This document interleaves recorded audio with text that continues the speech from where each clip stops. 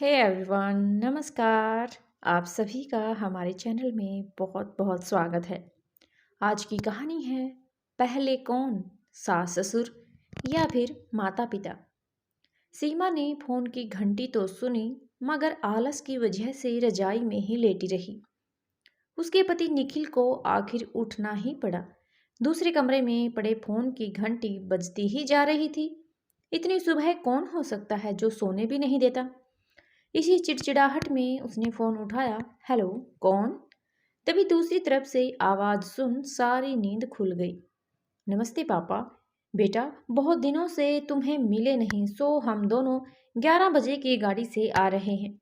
दोपहर का खाना साथ में खाकर हम 4 बजे की गाड़ी से वापस लौट जाएंगे।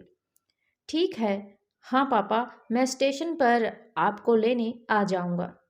फोन रखकर वापस कमरे में आकर उसने सीमा को बताया कि मम्मी पापा 11 बजे की गाड़ी से आ रहे हैं और दोपहर का खाना हमारे साथ ही खाएंगे।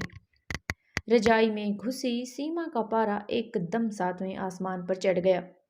कोई इतवार को भी सोने नहीं देता। अब सबके लिए खाना बनाओ, पूरी नौकरानी बना दिया है। गुस्से से उठी और बाथरूम में घुस गई। निखिल हक्का बक्का हो उसे देखता ही रह गया। जब वो बाहर आई तो निखिल ने पूछा, क्या बनाओगी? गुस्से से भरी सीमा ने तुनक के जवाब दिया, अपने को तल के खिला दूंगी। निखिल चुप रहा और मुस्कुराता हुआ तैयार होने में लग गया। स्टेशन जो जाना था उसे। थोड़ी देर बाद गुशैल सीमा को बोलकर वो मम्मी पापा को लेने स्टेशन जा रहा है, वो घर से निकल गया। सीमा गुस्से में बड़बड़ाते हुए खाना बना रही थी। दाल सब्जी में नमक मसाले ठीक हैं या नहीं की परवाह किए बिना बस करछी चलाए जा रही थी। कच्चा पक्का खाना बना, बेमन से पराठे तलने लगी, तो कोई कच्चा तो कोई जला हुआ। आखिर उसने सब कुछ खत्म किया और फिर नहाने चली गई। नहा के निकली और तैयार होकर के सोफे पर बैठकर मैगजीन के पन्ने पलटने लगी। उसके मन में तो बस यही चल रहा था कि सारा संडे खराब कर दिया।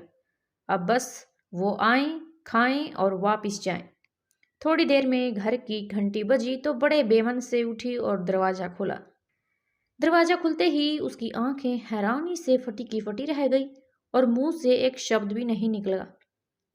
सामने निखिल के नहीं बल्कि उसके अपने मम्मी पापा खड़े थे, जिन्हें निखिल स्टेशन से लाया था। मम्मी ने आगे बढ़ उसे झिंझोड़ा। अरे क्या हुआ? इतनी परेशान क्यों लग रही है? क्या निखिल ने बताया नहीं कि हम आ रहे हैं? जैसे मानो सीमा की नींद टूटी हो। नहीं मम्मी, इन्होंने तो बताया था, पर चलो आप अंदर तो आओ। निखिल तो अपनी मुस्कुराहट रोक नहीं पा रहा था। कुछ देर इधर उधर की बातें करने में बीत गए। थोड़ी देर बाद पापा ने कहा, सीमा गप्पे ही मारती रहोगी या फिर कुछ खिलाओगी भी?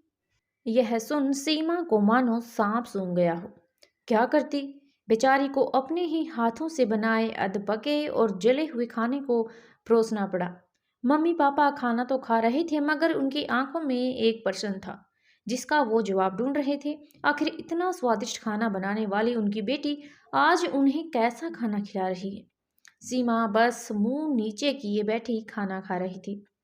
मम्मी पापा से आंख मिलाने की उसकी हिम्मत नहीं हो पा रही थी।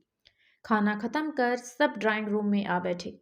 निखिल, कुछ काम है, अभी आता हूँ कहकर थोड़ी देर के लिए बाहर निकल गया। निखिल के जाते ही मम्मी, जो बहुत देर से चुप बैठी थी, बोल पड़ी, क्या निखिल ने बताया नहीं था कि हम आ रहे हैं? तो अचानक सीमा के मुंह से निकल गया, उसने सिर्फ यह कहा था कि मम्मी पापा लंच पर आ रहे हैं। मैं समझी उसके मम्मी पापा आ रहे हैं। फिर क्या था? सीमा की मम्मी को समझते देर नहीं लगी कि ये मामला क्या है।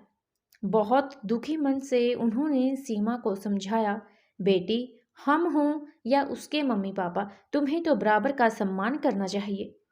मम्मी पापा क्या, कोई भी घर आए तो खुशी खुशी अपनी हैसियत के मुताबिक उसकी सेवा करो। बेटी, जितना किसी को सम्मान दोगी उतना तुम्हें ही प्यार और इज्जत मिलेगी।